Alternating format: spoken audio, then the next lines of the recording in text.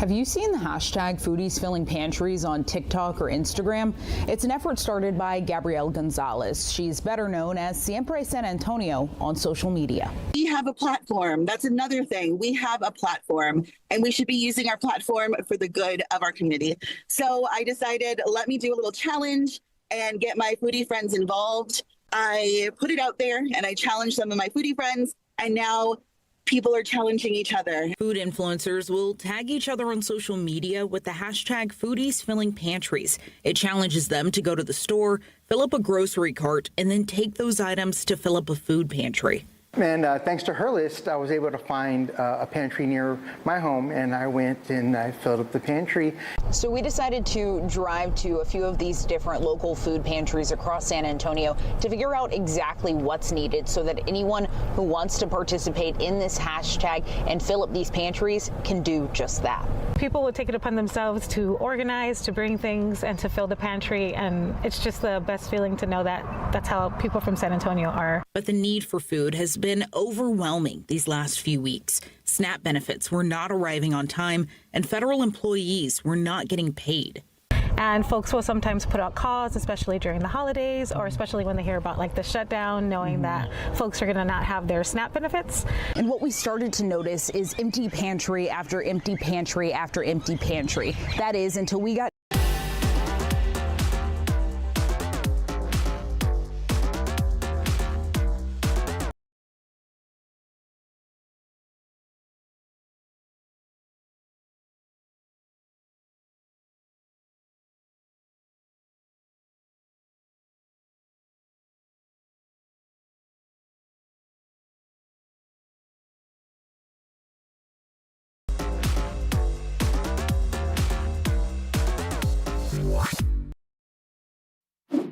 A Southwest High School softball standout lost her battle to ovarian cancer this weekend at the age of 17. Tonight on Nightbeat, we take you to the vigil being held by families at Jaime's place. The details on that event coming up. Live from KSAT 12, the Nightbeat starts right now. It's over. About 30 minutes ago, President Trump signing a bill to end the nation's longest government shutdown. Nearly every Republican, along with a handful of Democrats, voting for that short-term funding bill. So it keeps the government funded through late January, and many of you might be thinking, well, what if lawmakers can't make a deal then and the government shuts down again? Well, this measure would make it so that SNAP, WIC, and veteran services would stay funded through at least next September. In the meantime, thank you so much for joining us tonight. I'm Ernie Zuniga. And I'm Stefania Jimenez. We had a massive outpouring of support tonight. The Southwest ISD and softball communities gathered tonight to honor the life of 17-year-old Angelina Terrazas. She lost her battle with ovarian cancer this past weekend, and our John Paul Barajas was there this evening for that emotional gathering and spoke to the Terrazas family for the first time. And I have lived. Heartbreak, the shared love of the game of softball, and one of its brightest young stars, 17-year-old Angelina Terrazas, brought all these people to Southwest High School. It was really comforting to see everybody here, and like I said, I mean, that's, I think, one of the best examples of her life. Do you think tonight's turnout is a testament that Angelina was so much more than just a great softball player, but a great person who obviously had a large impact? Oh, for sure. Caitlin Terrazas, Angelina's cousin, spoke on behalf of their family. Back in February, Angelina struck out 14 batters and played through pain. After the game, she went to the doctor and would later be diagnosed with stage 3 ovarian cancer. Talking about her mindset, it doesn't seem like anything rattled her on the softball field. It doesn't seem like she was rattled by the diagnosis either. She was strong and fighting. She didn't want help. She was swatting nurses away. She battled the cancer for months, and this past Saturday she was presented with her high school diploma and celebrated with her friends and family. Same night, she ended up passing away. Being with her by her side whenever she needed us was just an honor to serve her. Do you remember the last thing you said to her?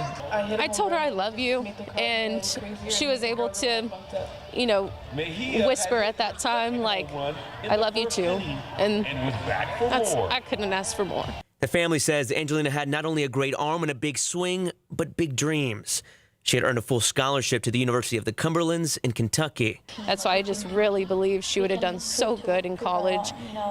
Playing at the next level is not easy, and I just know it would have been great. It would have been awesome to see her competing. For everyone, Lord, as we grieve. Caitlin explains, as devastating as this is, she knows her little cousin will always be remembered for not just a great player and leader, but an even better person. Is there anything you say to her right now? It's hard.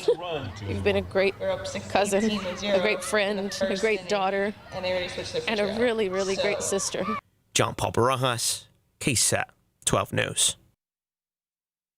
And we here at KSAT 12 certainly hope that that family finds peace during this indeed very difficult time. And as news of this heartbreaking story continues to spread, we know that the Southwest High School Dragons and the Bernie champion Chargers football teams, they're getting ready to play against each other in the playoffs. Yeah, so that'll be tomorrow, and as proof that this is all much bigger than the game itself, the Chargers created a GoFundMe to raise money for the Terrazas family. Just incidentally, I know talking to John Paul just a short time ago, that amount is in the thousands of dollars and I think has already exceeded what they were trying to raise. So thank you. I know the family thanks everybody who has contributed to that so far. Community coming together once again. Yeah. In other news tonight, I want you to take a moment and a really good look at the woman that you're about to see on your screen. We'll bring her up right now. There she is. That's 56-year-old Anita Gould. She's missing. According to the Bexar County Sheriff's Office, Gould was last seen Monday morning in San Antonio wearing a black shirt, pink jacket, multicolored pants. She was also driving a black 2019 Buick Enclave. Gould is 5'4", weighs about 140 pounds. Her friend Michelle Taylor said, quote, "Anita, if you're listening, know that we love you and we want you safe." So again, take a good look at that picture. If you know her, if you know Anita, you know where she is, please call the Bexar County Sheriff's Office.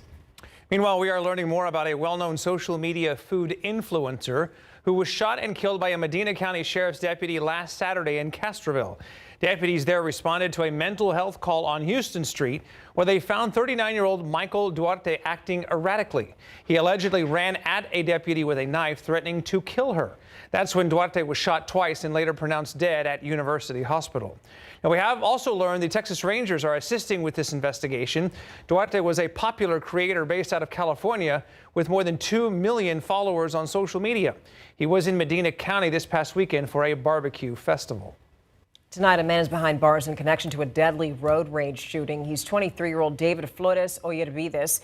Investigators say the incident happened Monday. They say that 2 drivers had exchanged gunfire off of Bel Air Drive near Lock Hill, Selma, and Northwest Military. And officers found a 58-year-old man dead inside of his car. At this point, it's unclear, though, what led up to that shooting. Oyervides' bond is set at $250,000. People in an East Side neighborhood say the death of a woman on her own front porch is proof that something needs to be done about speeding drivers. San Antonio police are still looking for the driver of a car that slammed into the home on DeFost Avenue last night. They say the driver got out and ran away after speeding and running over 70-year-old Janice Walker as she was sitting on her porch. Relatives spent the morning cleaning up the debris and reminiscing about Miss Walker. She loved to cook. She was always funny. She was outgoing. It must have been going extremely fast to go hit that thing and go right into a living room like that. The neighbors say speeding drivers there have been an ongoing problem. They plan to call on the city for help with slowing them down with anything from flashing lights to speed bumps. In other news right now, back from Worst Fest and also having lots of cool pictures on hand that he's about to show to us. Adam Caskey. Oh, I miss Worst Fest. It's still going on. You didn't bring us any sausages. I ate it all. Oh, the kebab, the sausage kebab, 5 chunks of different sausages all in one. With the little roll and everything. Oh. Roll at the bottom. Okay. And the Reuben nachos, that was very good. Okay, so we do have another opportunity to see the aurora tonight. It's just not as good as last night so far. So let's take a look at, here's a picture that came in from Harper. This came in about 36 minutes ago. There's a faint color glow off in the distance. Here's one from Hondo, posted 2 hours ago. Of course, red glow you see off in the distance there. It's just not as vivid as last night, and here's why. This is called the planetary K index. Basically, it measures the disruption in the Earth's magnetic field. Last night, this is where we were, in the red. That's between 8 and 9. Okay, this peaks at about 9, right? Tonight, we're at 7.33. Now, conditions fluctuate and continuously change through the night with these geomagnetic storms, kind of like rain. It gets light, heavy, light, heavy, light, heavy, same thing. So you can still try, get away from lights, look north along the horizon. Night mode on your camera is the best way to view it, and be patient, because like I said, the conditions change. Not as great of a chance tonight, but still a subtle opportunity. We're talking a warming trend in just a bit. Adam, thank you. So I want you to stick around and make sure that you watch Adam's full forecast, because come Sunday, there's going to be a food drive concert where you can help struggling families and also have fun at the same time. It's happening at Jaime's Place on the west side. And I went there for a few hours, actually a few hours ago tonight, to speak with the Tejano artists who are organizing it. Hopefully, these barrels won't be as easy to drag around on Sunday. That's when Jenny B, Mousy Cervantes, and more Tejano artists want you to fill them up as they take the stage at Jaime's Place for a food drive concert. It makes sense that the event is happening at Jaime's Place. This is a local spot where people come to gather, and it also takes pride in being a West Side business. When I think of Jaime's Place, I think of community. Like, I automatically think of community. A community that's also fallen on hard times. These two men are from the West Side and receive less than $100 a month in SNAP benefits.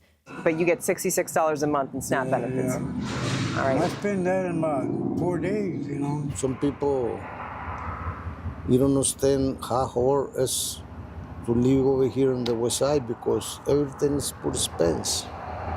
It's gotten more expensive. Yeah. That's the point of the event, to invite the community to have fun and help fellow San Antonians who are struggling. To get in, bring food to donate. They can give any amount they want, but we're really asking people to bring turkeys if they can, and canned goods. For Mousy and Jenny B, the event is also a way to give back to a community that's consistently supported them. We just want to feel as close to the people as we possibly can.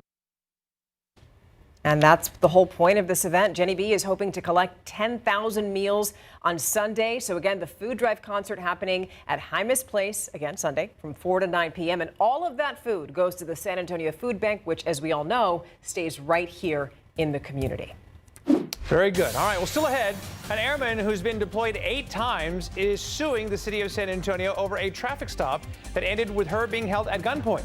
We're going to let you know how it got to that point coming up.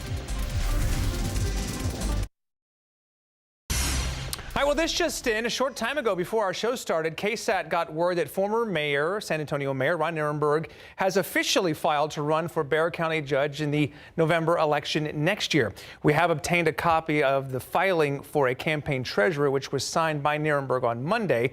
Now, he is set to make an announcement at an event on Broadway this Saturday, and of course, KSAT 12 will be there.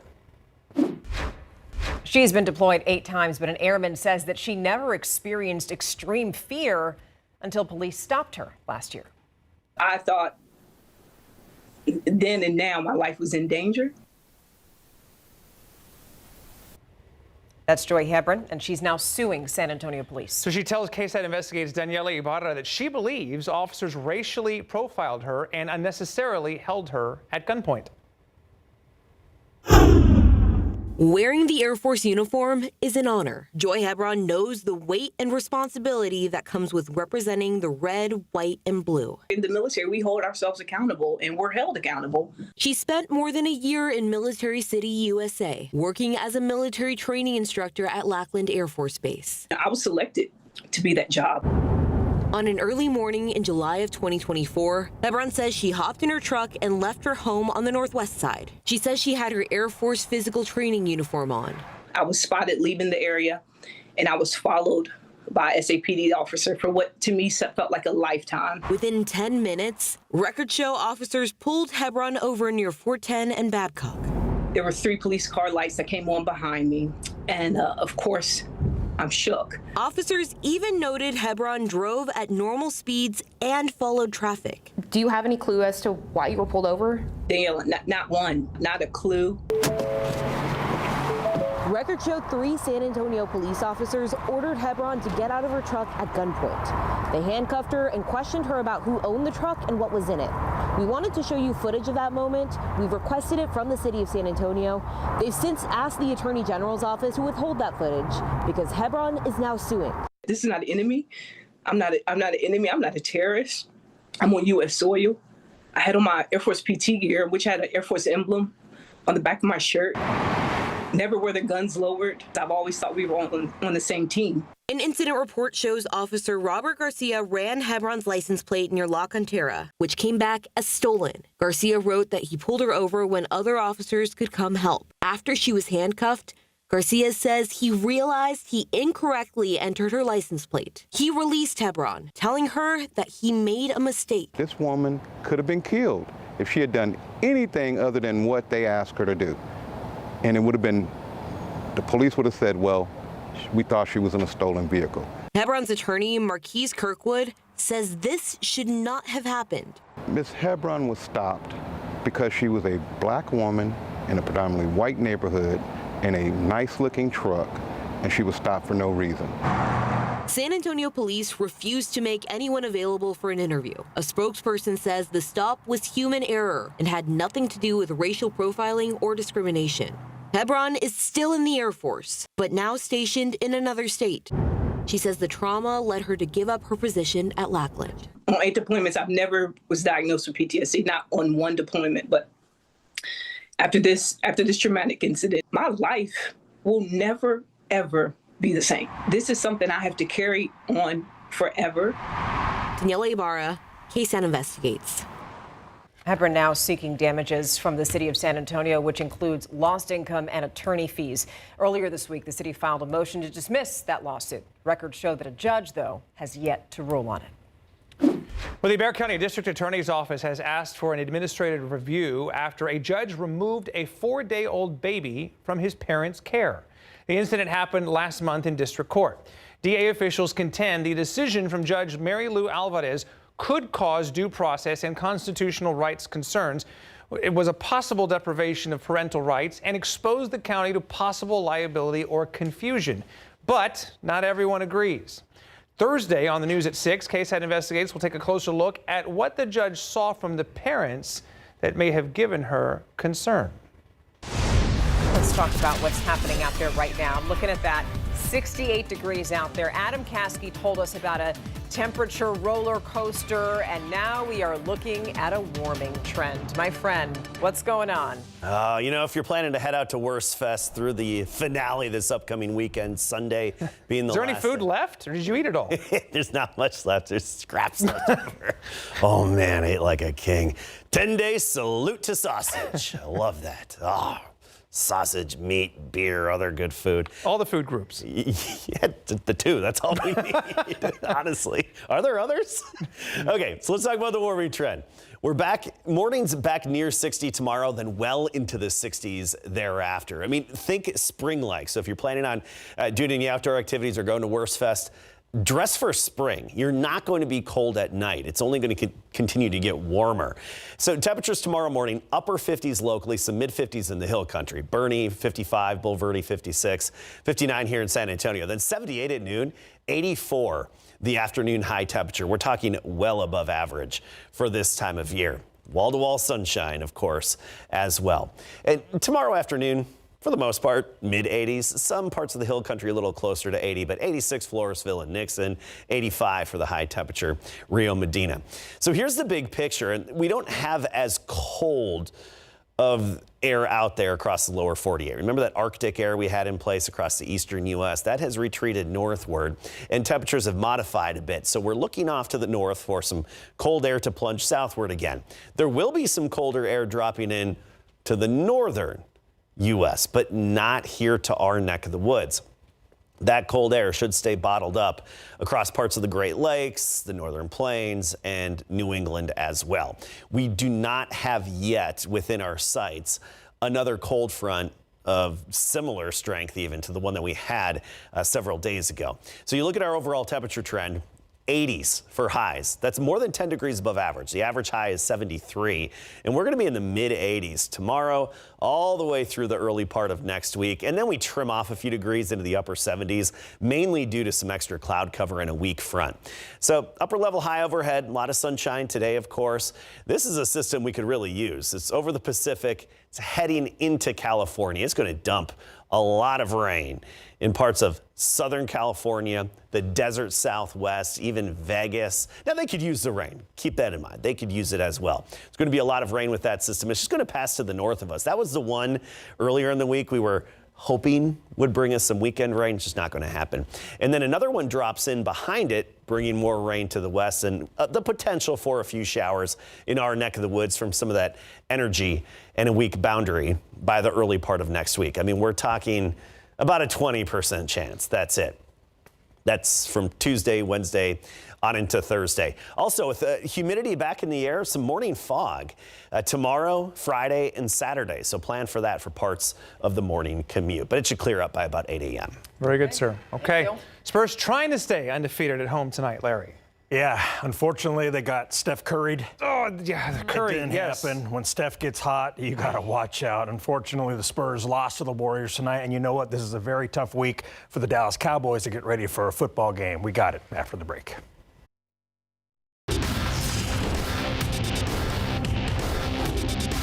It helps put together the puzzle for that night, because sometimes it takes a little bit different games take on different personalities, and he's as consistent as it gets.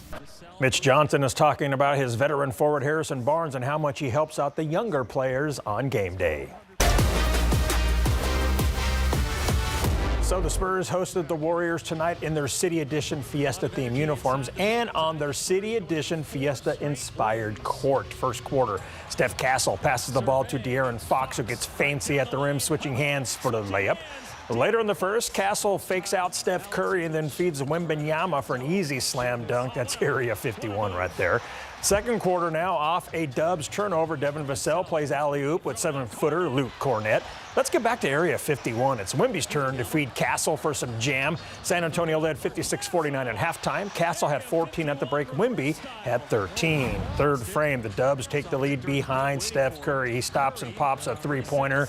Then Curry goes step-back triple on Julian Champagnie, and the Warriors go up 74-73. They led 92-84 after three. Curry had 22 points in the third alone. Final quarter, the Spurs tried to come back. The alien for three, and the Spurs are down 6. Then Wemby drives in and misses the hoop, but he gets the rebound on the putback, and the Spurs are within 4, but they cannot come back in this one. Steph Curry dominated with 46 points. Vic led the Spurs with 31, 15 rebounds, and 10 assists, but the Warriors win 125-120, thanks in large part to Curry. Yeah, it's tough. You can't really relax at all with them. So it really tests your mental when guarding them. But yeah, I feel like just picking up those early fouls and then having to switch off of them got them going. And then once you get a player like that going, it's hard to stop them. So, but I mean, yeah, it's always fun to take on those challenges. So we got to be ready to do it again Friday. We were still in range. It's not like they got away from us, but yeah, they started to play how they wanted to play, and we couldn't allow that. The Spurs and Warriors will play ball again Friday night at 8:30 at the Frost Bank Center in an NBA Cup game. So before tonight's contest, Spurs point guard De'Aaron Fox was averaging 22.5 points per game. He scored 24 in his season debut on Saturday, and then Monday he put up 21 points at the Bulls. Fox missed the Spurs' first 8 games while coming back from an off-season hamstring injury. Today, during his pregame presser, head coach Mitch Johnson was asked what part of De'Aaron's game will take the longest to get back on track. You know, I think even with the long ramp up that everyone, discussed and was well documented, there's no way to get ready for playing a game fitness-wise. And especially at the pace he plays with and what we demand and ask of him on both ends of the floor, to play 30-plus minutes mentally, physically, competitively, defensively, offensively at the pace we're trying to play at is a lot. And so I think that's probably the biggest thing that I would guess. And I don't know if he'd have a different answer. And the Spurs are now number 7 in the NBA.com power rankings. That's up 9 spots from last week. Men's college basketball, the I-35 rivalry. UTSA lost to Texas State tonight, 80-69. Jameer Simpson led the Roadrunners with 22. Dent Purnell was the Bobcats' top scorer with 19. UTSA is now 1-2, and Texas State is 2-2. The Dallas Cowboys are preparing for the Raiders with heavy hearts after the break.